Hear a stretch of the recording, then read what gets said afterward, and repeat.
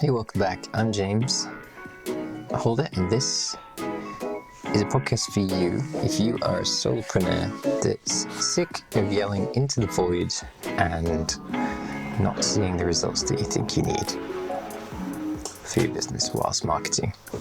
So, whether you're stuck on SEO and you're spinning the wheels, you are doing multiple things, this is the podcast for you.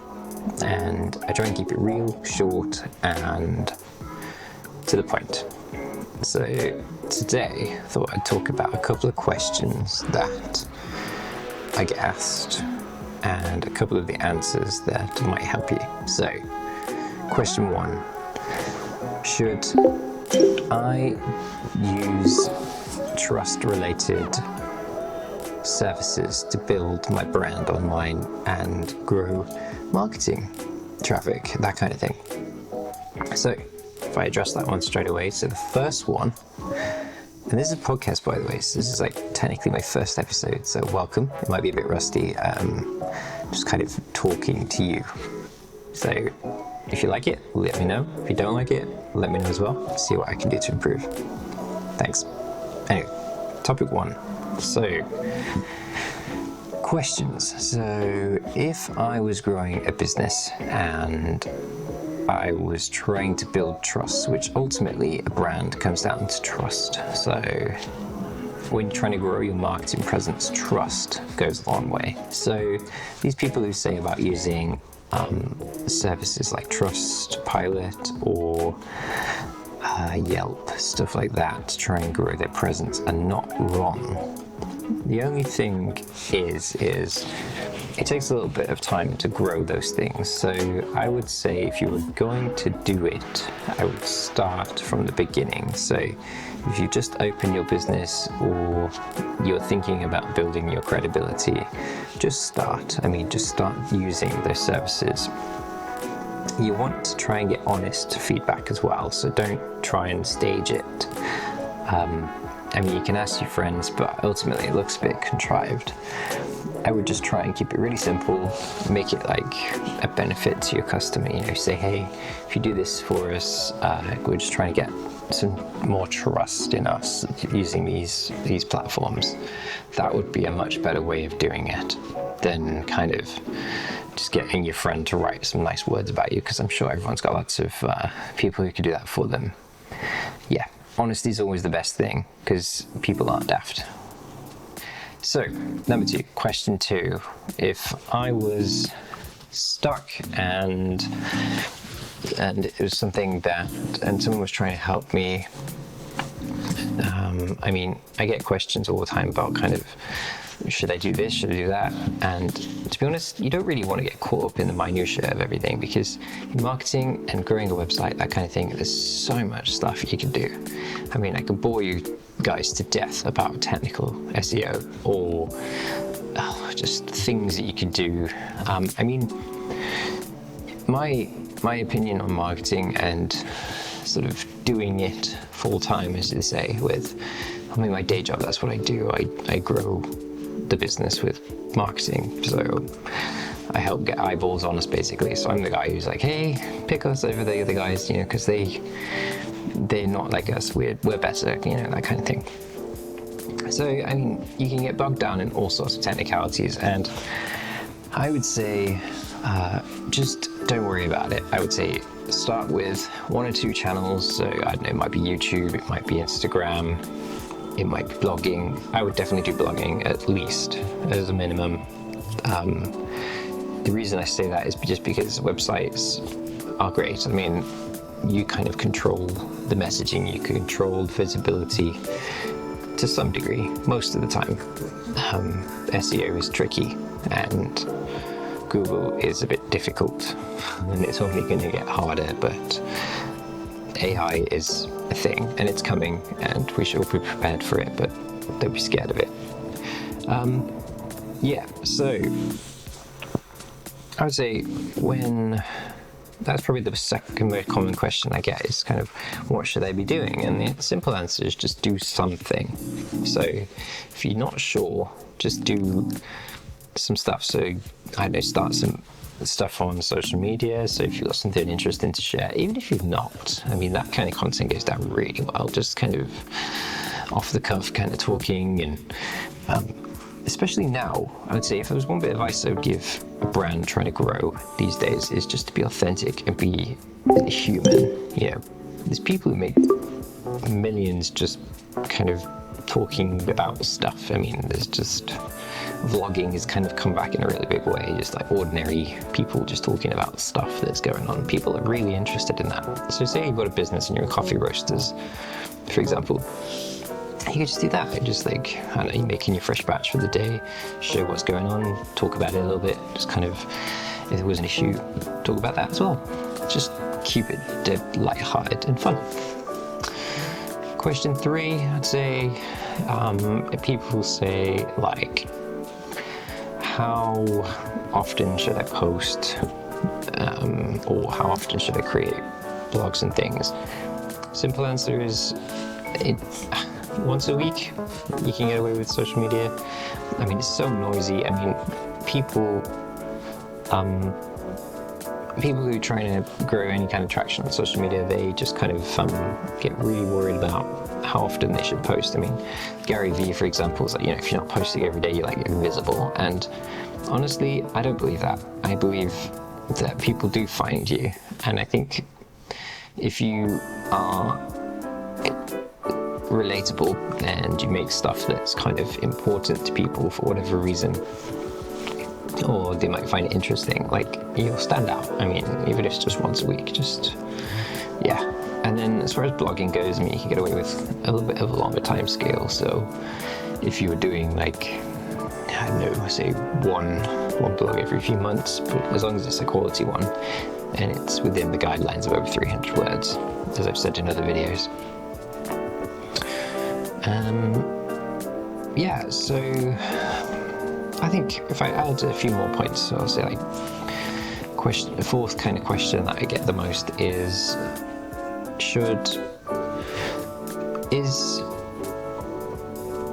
that's a good one actually, yeah, that's what I'm thinking. So physical marketing, so things like doing leaflets and doing exhibitions and things like that, where you meet people face to face. Are they valuable? Yeah. Do I think they're overpriced, some of them? Yes. Do I think physical marketing's dying? No. Do I think a lot of people I'm surrounded by at the moment think that physical marketing is kind of losing traction? So like going to exhibitions and exhibiting your brand, people think that's kind of old-fashioned and people don't want to do that. They just want to do it online, and I don't believe that. I think it's got some merit, especially when you can kind of do the sale right there and then, that kind of thing. I say physical media is very expensive, so if you're doing anything with leaflets, they can cost quite a bit, ridiculously so. So things like, example, I did one recently and it was an A3 sheet and it was like 2 or 3 grand, and I was like, oh my god. Physical marketing, is it worth it? Yeah, it can be. One cool thing you can do is you can set up QR codes on the physical marketing that you've done. So if you're doing something in like a catalog or something for someone, or you do something like what I did recently where I did like an A3 spreadsheet and it was like crazy big and costly or whatever, you can, if you've got someone in your organization that's keeping an eye on the ROI for your marketing efforts, you can do a QR code with a link that's got a Google tracking link code attached to it. It's a UTM. Yes, UTM code.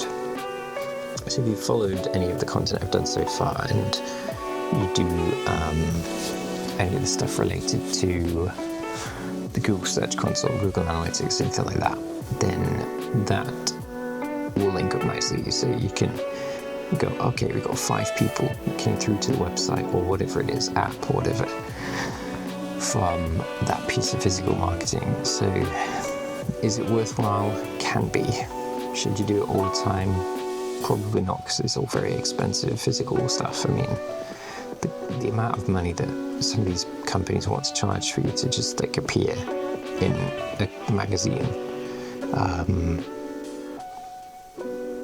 I've got one in front of me here. It's like an A4 magazine, and it's like wafer thin, and it's got one of our competitors on the back, and I know for a fact that articles cost like $8,000. And it's like, what the hell was the point? You could have built a new website for $8,000, or something else, or you could have spent $8,000 on paid adverts online, which will have got you way more traffic and interest. But that's a topic for another time, I would say. So,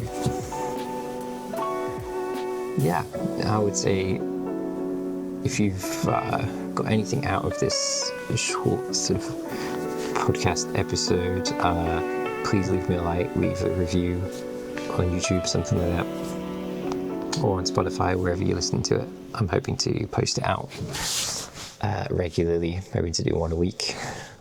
So,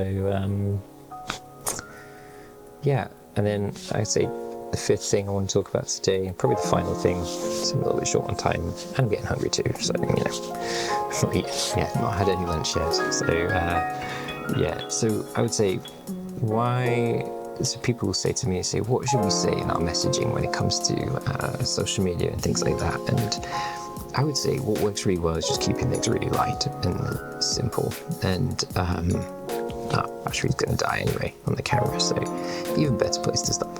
So why do people ask about messaging and sort of how they want to avoid messing up what they're saying? I would say just keep it really light. As a general rule of thumb, just keep it really light-hearted.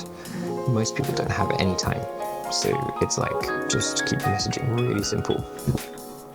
It's like, I'm doing this, A to B, and sort of give some perspective, and just keep it really brief, because literally nobody has any time. I mean, I've seen people write gobs and gobs of text for social media or whatever, and people just don't care. Blogs, slightly different, because people are going out of their way to kind of learn something, so they've got a bit more time. But even then, I don't know if you ever read like a recipe online, you just like, what's all this? And you just get skipped through to the recipe. And that's it, if you're anything like me. So, great place to start. Just keep it really punchy. And I think what comes across really well on social is if you have taken a really complex thing and you've absolutely stripped it down to the most simple wording, so I don't know, to like a grade 4, grade 5 reading level, that kind of thing. I'm not sure about sort of complexity and things like that. I think, in my experience, just kind of keeping things really tight and punchy, even if it's a complex topic, works really well. Keeps it relatable as well. You're not alienating those that aren't as technical as you. If you're doing something scientific, for example, like what my day job is very scientific, so it's like all chemicals and polymers and stuff. So it's like real kind of. It can be, some people are like, oh no, I don't want to learn about that. But if you kind of keep it really simple and just be like, oh hey, we've made this beautiful colour today, or we've like done whatever, Okay, now I'm in the car. I got interrupted again. Okay, so finish off. Yes, I hope all of those 5 points were valuable to you, and those questions resonated with you in your business in some way. If they did, please leave a like and a comment. I really appreciate everyone's support. This, as I say, this is my first kind of mini podcast, so it's probably about 10 minutes. I've probably been talking about it for a good solid 10 minutes or something, which is probably not long enough for you to enjoy in a long road trip or something, but maybe in the future. But yes, if you like the content, please do leave me a like, leave me a comment, subscribe to the channel for more, and I'll be back soon. I think my mic's on. I'm not sure. I hope so. Yes. So, 5 questions that I get asked repeatedly that I think will be really helpful to you as a business trying to market your company. And see you around. And if you want a little bit more, I have a newsletter. Things falling around in my car. I have a newsletter, and it's called 5 Bullet Marketing Mastery, and it's just simple 5 bullets every Friday. And it is just kind of 5 things you can try each week, or it could be something that I found that I think would be really helpful to you as a business or a solopreneur trying to market yourself. So yeah, check it out. It's free. And I hope to have a bit more kind of important content soon. And yeah, I also do coaching, but I mean, if you are interested in that, I also have a link to that, and I'll leave that in the show notes. But yeah, thanks everyone, and yeah, welcome to episode 1 of whatever this is. I've not even given it a name yet. So it's just like Marketing something by James. And yeah, I'll see you in the next video. Bye guys. Bye. Yes. See you soon. Bye.